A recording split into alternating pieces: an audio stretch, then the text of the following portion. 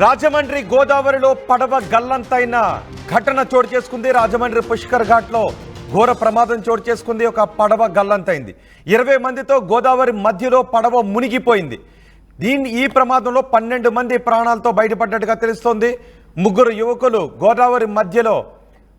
యువకులు ఈ ప్రమాదంలో మృతి చెందినట్టుగా తెలుస్తోంది. గోదావరి మధ్యలో సరదాగా పార్టీ చేసుకోవడానికి వెళ్ళారు. ఆ సమయంలో పార్టీ చేసుకుని తిరిగి వచ్చిన తర్వాత పడవలోకి నీళ్లు రావడంతో ఆ పడవ గోదావరి మధ్యలోనే మునిగిపోయింది. కొంతమంది ఈదుకుంటూ ఒడ్డుకొచ్చేశారు. ముగ్గురు మాత్రం ఈ ప్రమాదంలో మృతి చెందినట్టుగా తెలుస్తోంది. పార్టీ చేసుకోవడానికి మొత్తం 20 మంది ఫ్రెండ్స్ వెళ్లారు. కోటిలింగాల ఘాట్ నుంచి బ్రిడ్జి లంకకు ఈ బోట్లో వెళ్లారు. అయితే పడవలోకి నీళ్లు చేరడంతో ఈ ప్రమాదం చోటు చేసుకున్నట్టుగా తెలుస్తోంది. ముందుగా 8 మందిని ఒడ్డుకి తరలించారు. తర్వాత మరో 12 మందిని తీసుకురావడానికి వెళ్ళిన తర్వాత ఆ 12 మందిని తీసుకుని ఒడ్డుకి వస్తూ ఉండగా పడవలోకి భారీగా నీళ్లు చేరడంతో పడవ మునిగిపోయింది. జాలర్లో సాయంతో ఆ మునిగిపోయిన వారి కోసం, గల్లంతైన వారి కోసం గాలిస్తున్నట్టుగా తెలుస్తోంది. మా ప్రతినిధి ప్రకాష్ ఉన్నారు పూర్తి సమాచారం అందించడానికి.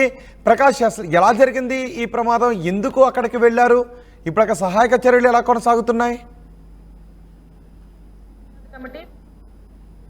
రోహిత్, ఏదైతే రాజమండ్రి పుష్కర ఘాట్ నుంచి అలాగే కోటిలింగాల రేవు నుంచి అయితే 20 మంది అయితే మొత్తం వ్యక్తులు మొత్తం అక్కడ ఉన్నటువంటి స్థానిక మత్స్యకారులకు సంబంధించిన కుటుంబీకులు అయితే సరదాగా ఎంజాయ్ చేసేందుకు గోదావరి నడిబొడ్డు ఉన్నటువంటి లంకలు ఏవైతే ఉన్నాయో లంకల్లో ఒక బోటు మీద వెళ్ళినటువంటి పరిస్థితి ఉంది. ఆ యొక్క సమయంలోనే ప్రధానంగా చూసుకుంటే వాళ్ళు నిన్న సాయంత్రం అలాగే 4 ఆ ప్రాంతాన్ని కూడా వెళ్ళారు. అదే మళ్ళీ తర్వాత సరదాగా ఎంజాయ్ చేసిన తర్వాత ప్రధానంగా అక్కడి నుంచి మళ్ళీ రాత్రి సమయంలో తిరిగి వచ్చేసే పరిస్థితి ఉంది. ఈ నేపథ్యంలోనే సరిగ్గా రాత్రి 10 గంటల ప్రాంతంలో ప్రమాదం అయితే సంభవించింది. ఒక్కసారిగా అంటే 20 మంది వెళ్ళినటువంటి పరిస్థితి ఉంది. అక్కడి నుంచి తిరిగి వచ్చే క్రమంలో చూసుకుంటే 10 మంది అయితే ఒడ్డుకు వచ్చేసారు. మరొక 12 మంది బోట్లో తిరిగి వస్తున్నారు. ఈ నేపథ్యంలోనే బోటుకి సిల్లు పడడంతో సరిగ్గా బ్రిడ్జి దగ్గరకు వచ్చేసరికి అందులో బోట్ అయితే ఒక్కసారిగా బాల్తా పడి మునిగిపోయిన పరిస్థితి ఉంది. అందులో 9 మంది ఈత కొట్టుకుంటూ సురక్షితంగా బయటకైతే వచ్చారు. అందులో 3 అయితే బోటు యజమానితో పాటు మరొక 2 అయితే గల్లంతైనటువంటి పరిస్థితి ఉంది. అందులో ఒక వ్యక్తి అక్కడ ఉన్నటువంటి బ్రిడ్జి ఉన్నటువంటి ఒక పిల్లర్ను 10వ నెంబర్ పిల్లర్ను పట్టుకుని అక్కడే ప్రాణాలు రక్షించుకున్నారు. అందులో 2 అయితే గల్లంతై మృత్యువాత పడినటువంటి పరిస్థితి అయితే ప్రధానంగా ఉందని చెప్పాలి. రోహిత్, ప్రధానంగా చూసుకుంటే తరచూ లంకాల్లోకి అయితే సరదాగా ఎంజాయ్ చేయడానికే కాకుండా వాళ్ళ కోడి పందాలు అంటే ఎవరో కూడా బయట అయితే కోడి పందాలు నిర్వహిస్తే పోలీసులు వస్తారు, రైడ్ జరుగుతుందనే ఉద్దేశంతోనే వాళ్ళ లంక అంటే గోదావరి నడిబొడ్డుకి వెళ్ళి సరదాగా ఎంజాయ్ చేయడమే కాకుండా కోడి పందాలు నిర్వహించినట్టుగా అయితే మనకు వచ్చినటువంటి సమాచారం. ఈ నేపథ్యంలోనే అక్కడికి వెళ్తే ఎవరో కూడా పట్టుకోరనేది ఒక ఆలోచన చేశారు. ఈ నేపథ్యంలో అక్కడ అంతా కూడా తిరిగి ఎంజాయ్ చేసి తిరిగి వస్తున్న క్రమంలోనే బోటు బోల్తా పడడంతో 2 అయితే మృత్యువాత పడినటువంటి పరిస్థితి ఉంది. మృత్యులు మనకి ప్రధానంగా చూసుకుంటే అన్నవరంతో పాటు మరొక వ్యక్తి అంటే మొత్తం 2 అయితే అక్కడికక్కడే మునిగిపోయి చనిపోయినటువంటి పరిస్థితి ఉంది. అక్కడ సహాయక చర్యలు అయితే రాత్రి నుంచి అయితే పోలీసులు ఎన్డీఆర్ఎఫ్ బృందాలతో పాటు అక్కడంతా కూడా గాలింపు చర్యలు చేపట్టారు. 2 మృతదేహాలు అయితే లభ్యమైనటువంటి పరిస్థితి ప్రధానంగా ఉంది. అంటే రాత్రి నుంచి సహాయక చర్యలు చేపట్టడం, రాత్రే మొత్తం ఆ బోటు వెలికి తీయడమే కాకుండా మొత్తం అక్కడ ఉన్నటువంటి గల్లంతైన వారు 2 కూడా తీసి అక్కడి నుంచి రక్షించలేకపోయారు. అంటే ఇంకా ఎంతమంది జాడ తెలియాల్సి ఉంది? వాస్తవానికి అయితే అందరూ కూడా అక్కడ 3 అయితే మొత్తం 12 మంది కలిపి బోట్లో వస్తున్నారు. 12 మంది వస్తున్న క్రమంలోనే ఆ బ్రిడ్జికి 8వ నెంబర్ పిల్లర్ వద్దకు వచ్చేటప్పటికైతే ప్రమాదం అయితే సంభవించింది. ఈ నేపథ్యంలోనే అక్కడ సంభవించిన నేపథ్యంలోనే 9 మంది ఈత కొట్టు బయటకు వచ్చారు. 3 అయితే గల్లంతవారు. 3 గల్లంతైన నేపథ్యంలో అక్కడి నుంచి రాత్రి నుంచి సహాయక చర్యలు చేపట్టి ఉదయానికల్లా 2 మృతదేహాలు అయితే లభ్యమయ్యాయి. మొత్తం అందరూ కూడా 2 మృతదేహాలతో పాటు అక్కడ రాత్రి ఒక తమ్మన్న పట్టుకున్నటువంటి ప్రాణాలు రక్షించుకున్నటువంటి పరిస్థితి ప్రధానంగా ఉంది. ఈ యొక్క ప్రాంతాలని సంఘటనా ప్రదేశానికి రాజమండ్రి మాజీ ఎంపీ మార్గాని భరత్ కూడా అక్కడ సంఘటనా స్థలాన్ని పరిశీలించారు. అక్కడ పరిశీలించి ఇక్కడ ఎందుకు ఈ విధంగా లోపలికి వెళ్తున్నారు, ఇటువంటి అసాంఘిక కార్యక్రమాలు చేయడానికే లోపలికి వెళ్తున్నారు, ఎవరు కూడా పట్టించుకోవడం లేదంటూ తీవ్ర విమర్శలు అయితే చేశారు. వాళ్ళ కుటుంబ సభ్యులను వెంటనే ఆదుకోవాలి, లోపలికి వెళ్ళకుండా అక్కడంతా సెక్యూరిటీ ఏర్పాటు చేయాలంటూ ఈ యొక్క మార్గాని భరత్ అయితే మాట్లాడినటువంటి పరిస్థితి అయితే ప్రధానంగా ఉంది. ఉంది. ప్రస్తుతం మనం అక్కడికి వెళ్ళి ఆ యొక్క ప్రాంతాన్ని కూడా మార్గాన్ని మరొక కూడా పరిశీలించి ఇంత పోలీసు అక్కడ ఉన్నటువంటి అధికారుల పైన కూడా ఆయన మండిపడిన పరిస్థితి ఉంది. ఎందుకంటే అక్కడ పుష్కర ఘాట్ కావచ్చు, కోటిలింగాల రేవు కావచ్చు, ఈ యొక్క ప్రాంతాలన్నీ కూడా పూర్తిగా పోలీసులు అందరూ కూడా పర్యవేక్షించాలి. ఎవరు కూడా దానిపై పూర్తిగా పర్యవేక్షణ లేకపోవడంతోనే ఎవరు ఇష్టం వచ్చినట్టు వాళ్ళ వల్ల గోదావరి తీరంలోనే ఇటువంటి అసాంఘిక కార్యక్రమాలు చేపడుతున్నారు. ఎవరు కూడా దీనిపై నిఘా ఏర్పాటు చేయడం లేదు అంటూ పోలీసులపై కూడా ఈ విధంగా విరుచుకుపడినటువంటి పరిస్థితి అయితే ఉంది.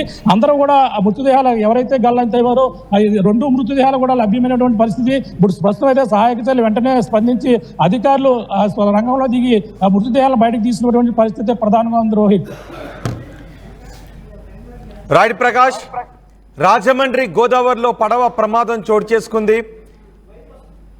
రాజమండ్రి పుష్కర ఘాట్ దగ్గర నుంచి లోపలికి వెళ్ళారు. అక్కడ ఉన్న ఇసుక తిన్నెల్లో వాళ్ళు కొన్ని కోడి పందాలు నిర్వహించడానికి అక్కడికి వెళ్ళారు అంటూ వార్తలు వస్తూ ఉన్నాయి.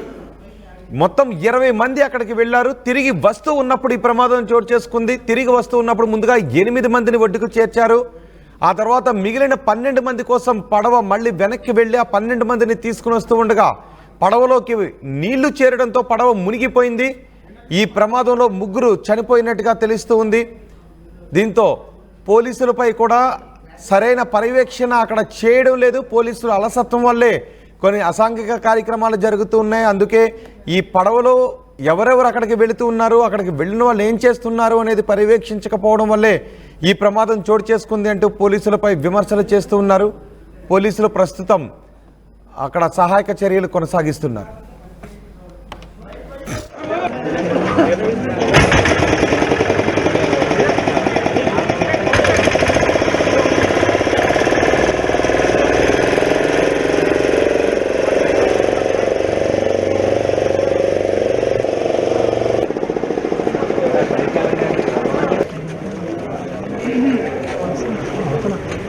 अगर लेट हेलो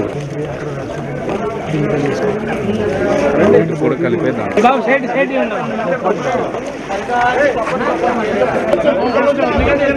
మంది బయలుదేరినటువంటి పడవ బిజ్జిలంకి వెళ్ళి అక్కడ కార్యక్రమం చూసుకుని తిరిగి వస్తున్న సమయంలో సుమారు 7:30 ప్రాంతంలో హౌలాక్ బ్రిడ్జి 7-8 పోల్స్ మధ్యకి వచ్చేటప్పటికి పడవలోకి వాటర్ ప్రవేశించి మునిగిపోయింది. అందులో 12 మందిలో 9 మంది అక్కడ సర్వ్ అయ్యారు. అక్కడ దగ్గర ఉన్న పిల్లర్ని పట్టుకుంటూ జరిగింది. పక్కన ఉన్న ఫిషర్మెన్ వాళ్ళు సేవ్ చేసి ఒడ్డుకు తీసుకొచ్చారు. బోట్ డ్రైవరు కూడా బయటకు వచ్చాడు. కేవలం అన్నవరం అనే అతను సింహాచలానికి చెందిన అన్నవరం 54 years, రాజు 23 years శానిటరీ అతను 2 మాత్రమే కనపట్టలేదు. వాళ్ళ అచుకు కోసం ప్రయత్నం చేస్తున్నాం. షికార్కి వెళ్ళారని చెబుతున్నారు.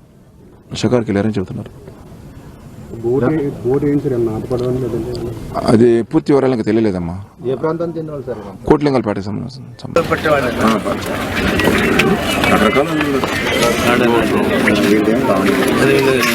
చేస్తున్నారు రాజనేత వాళ్ళందరూ ఎగ్జిక్యూటివ్ అంటే ఏం చదువుతున్నాడు.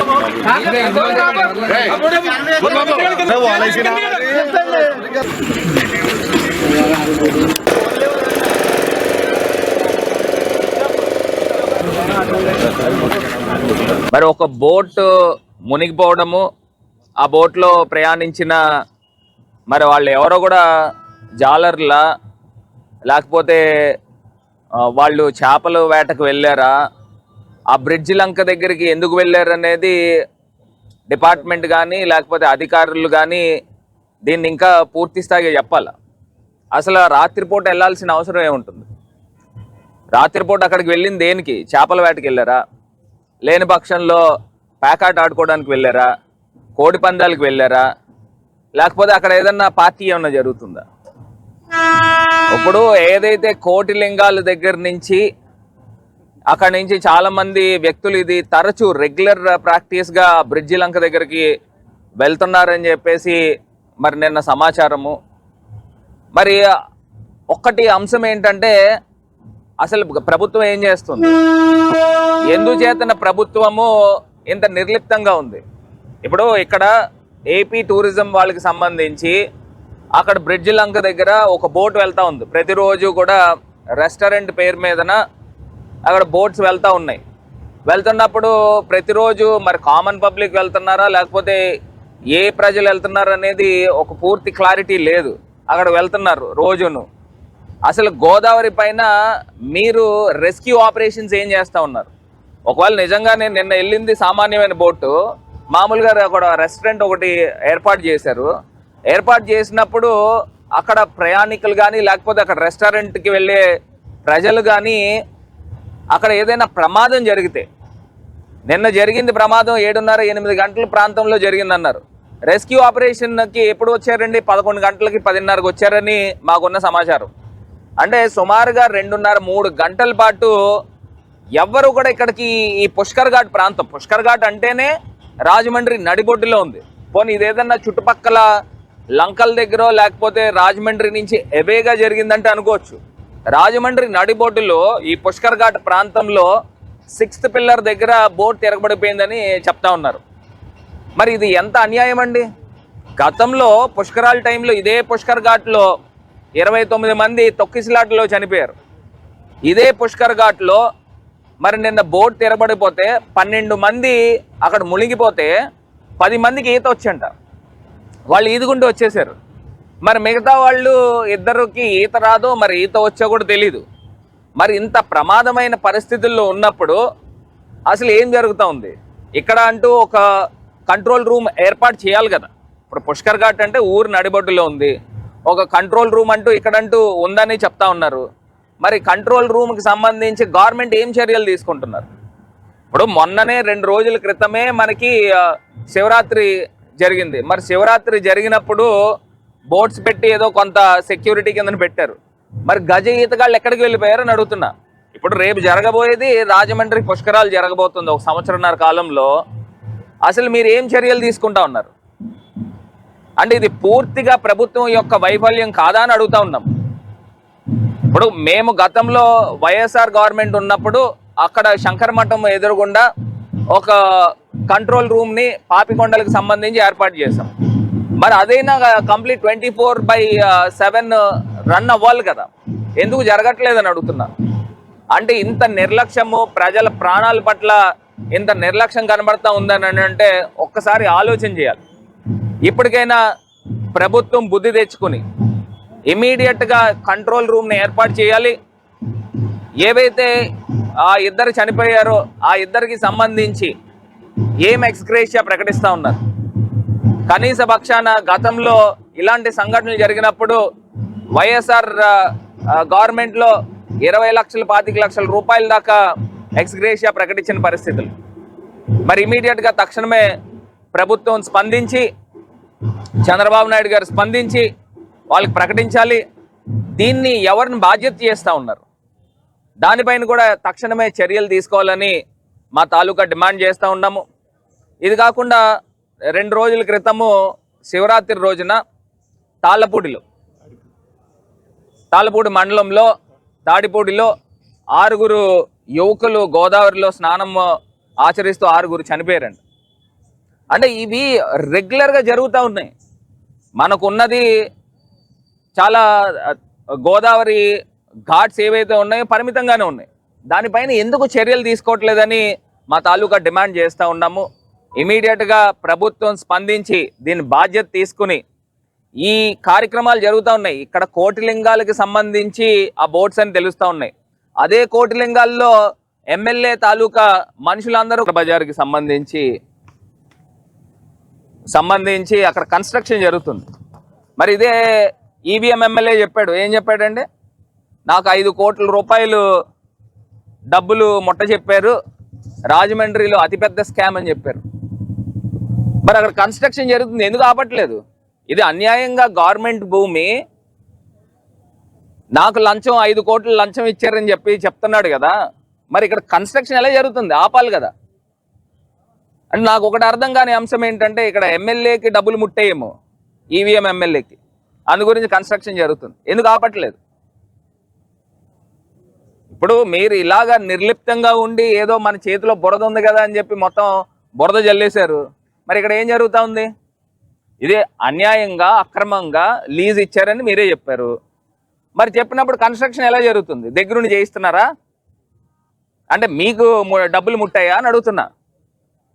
నేను ఒకటే డిమాండ్ చేస్తున్నా, దీనిపైన మీరు ఇమీడియట్గా చర్యలు తీసుకుని అది ఆపి ప్రభుత్వ భూమిని దేవాదాయ ఇప్పుడు అది గౌతమి సూపర్ బజార్కి సంబంధించిన భూమిని దాన్ని పరిరక్షించి దాన్ని యథావిధిగా చేయాలి. లేని పక్షంలో ఖచ్చితంగా మేము కూడా అక్కడ ధర్నా చేస్తాం. ఇది ఇంకా ప్రజల ముందు తీసుకెళ్తాం. పాంప్లెట్లు చెల్లారు, మాజీ ఎంపీ 5 కోట్ల రూపాయలు అవినీతి చేశాడని. మరి ఎందుకు జరుగుతుంది ఇక్కడ? ఇప్పుడు నాకు సంబంధం అయితే నేను ఎందుకు మాట్లాడతాను? నేను డైరెక్ట్గా అక్కడికి వెళ్ళి ధర్నా కూడా చేస్తాము. మీరు ఇమీడియట్గా దీనిపైన స్పందించి, అంటే మీకు డబ్బులు అందినాయా ఇందులో?